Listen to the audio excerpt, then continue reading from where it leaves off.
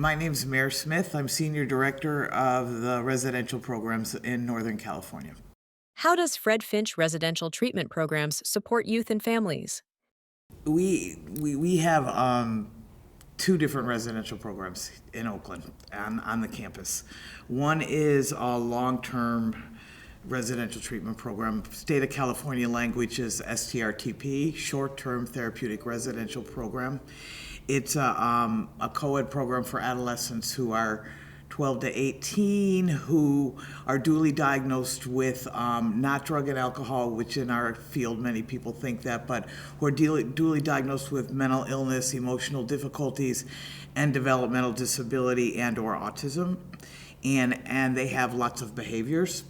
And so they come to us for treatment and with the goal of going home.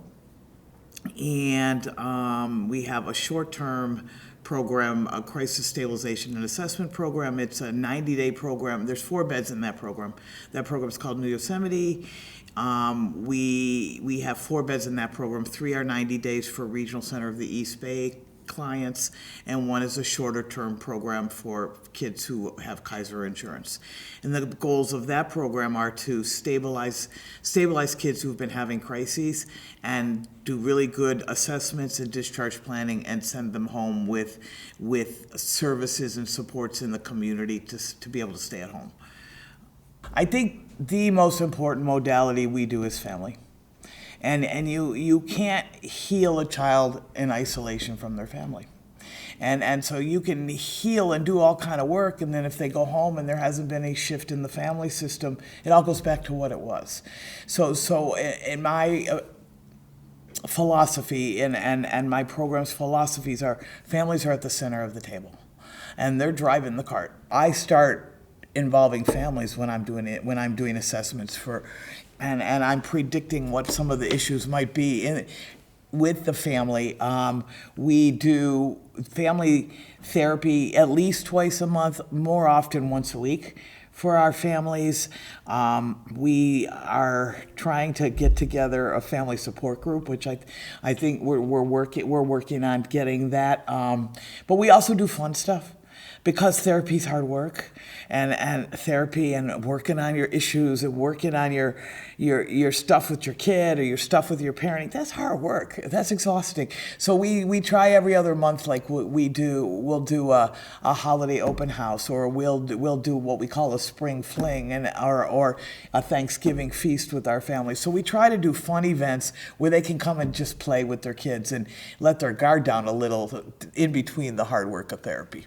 So we are only the parentheses in a kid's life. They have all this history before they get to us with their family, and they're here for this very brief. It seems long to them.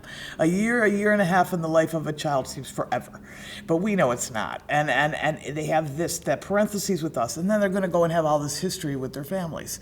So who are we to isolate from that? So I really do think the most important thing we do is work with our families and get them to the table and get them to look at what do they need to do to sustain changes so their kid can come home. Who is eligible for programs offered by Fred Finch, and how does the referral process work? For New Yosemite, the crisis home, we 3 of those beds are, as I said, Regional Center East Bay. That's the number 1 criteria, that the child is a consumer of Regional Center of the East Bay. Between the ages of 8 and 17, they have to leave at 18 in that program. Those referrals come from the Regional Center.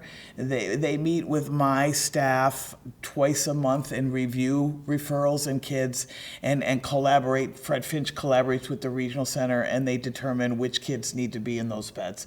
And those are 90 days. The Kaiser bed is 2 to 3 weeks. It's kind of like managed crisis care. It's a shorter and much more intense. We have a Kaiser liaison who gets referrals and will partner with the clinician at New Yosemite and triage. The Avalon program is the most complex, and so referrals come from regional centers across the state. They come from foster care, so county departments of social services, some from probation, not a lot, but some from probation. School districts will place, Kaiser will place. So we have multiple placements. Now, I, at the moment, oversee the intake at Avalon. So generally what will happen is I will need to get a packet, an intake packet from the referring entity, and then we review it, I review it. We do an in-person assessment. We determine, are they eligible? Does the family want this? Is the family going to work with us? Does the kid fit with who I've already got in program?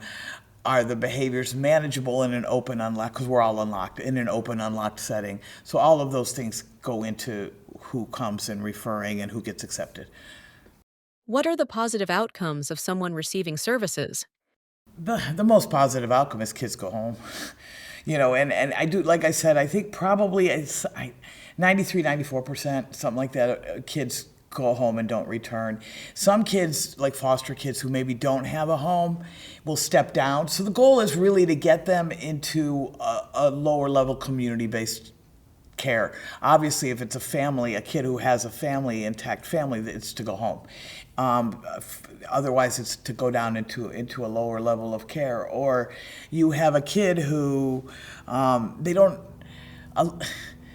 Kids don't know how to say ouch, right? And they don't know how to use words. And so a kid might be mad and punch a wall or punch a staff or hurt themselves or, scream at the top of their lungs. And when you watch a kid transform and be able to say, oh, that hurt, or oh, I'm sad, or no, oh, I'm mad, those are really positive outcomes. I mean, I tell the kids, you're entitled to your feelings. You have really, really good reasons to have the feelings that you have. And most of our kids have had trauma and hard lives, and they have hard feelings, and they should.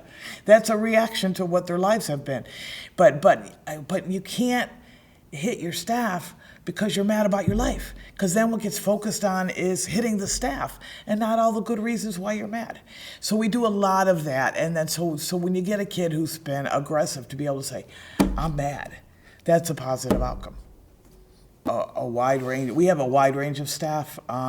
So we have residential youth counselors who are in the trenches with the kids 8+ hours a day. We have licensed eligible clinicians who are master's level. We have behavior analyst who's a master's level who focuses a lot on behavior. The big thing is consistency. And because they're not always going to agree on things, but they have to be consistent in how they implement things. And so, for example, why I was late is because I was in their staff meeting and there was disagreement on a behavior plan for a kid who's really challenging. He's really challenging the staff's nerves right now. He's tough.